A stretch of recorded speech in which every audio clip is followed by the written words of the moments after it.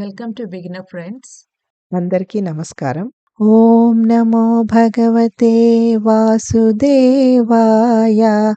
ఓం నమో భగవతే వాసుదేవాయ. భగవద్గీత పారాయణలో ఈరోజు 2వ అధ్యాయము సాంఖ్యయోగము. 58వ శ్లోకం.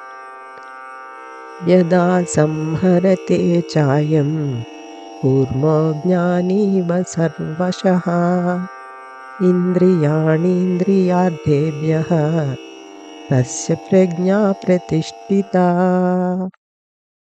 Meaning of the sloka is, one who is able to withdraw the senses from their objects, just as a tortoise withdraws its limbs into its shell, is established in divine wisdom. Attempting to quench the cravings of the senses by supplying them with their desired objects is like trying to douse a fire by pouring clarified butter on it. The fire may be smothered for the moment, but then it flares up with redoubled intensity. Hence, the Srimad Bhagavatam states that desires never go away when they are fulfilled, they only come back more strong. So, an enlightened sage intelligently masters the senses and the mind. The illustration used in this verse is that of a turtle. Whenever it encounters danger, the turtle protects itself by drawing its limbs and its head inside its shell. After the danger passes, the turtle again extracts its limbs and head and continues on its way. The enlightened soul possesses similar control over the mind and senses and can retract and extract them according to the needs of the situation. తెలుగులో తాత్పర్యం.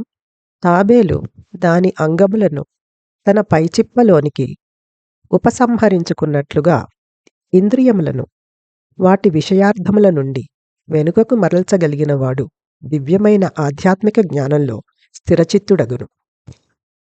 ఇంద్రియములు కోరుకునే భోగ వస్తు విషయములను ఇచ్చి ఇంద్రియముల ఆర్తిని తీర్చడానికి ప్రయత్నించటం అనేది నేతిని పోసి మంటను ఆపటానికి ప్రయత్నించటం వంటిది. క్షణకాలం నిప్పు కొద్దిగా తగ్గినట్టు కనిపించినా రెండింతల ఉద్ధృతితో అది మళ్ళీ పైకి లేస్తుంది. కాబట్టి కోరికలు అనేవి అవి తీర్చబడినప్పుడు సమసిపోవు, మరింత ప్రబలంగా తిరిగొస్తాయి అని శ్రీమద్ భాగవతం పేర్కొంటున్నది. జ్ఞానోదయమైన ముని వివేకముతో మనస్సు ఇంద్రియములను జయిస్తాడు. ఈ శ్లోకంలో తాబేలు ఉదాహరణగా చెప్పబడింది. ప్రమాదం ఎదురైనప్పుడల్లా తాబేలు తన అంగములను తలను లోపలికి తీసుకొని తనను తాను సంరక్షించుకుంటుంది. ఆ ప్రమాదం తొలగిపోయిన తర్వాత తన అంగములను తలను బయటికి తీసి ముందుకు సాగిపోతుంది.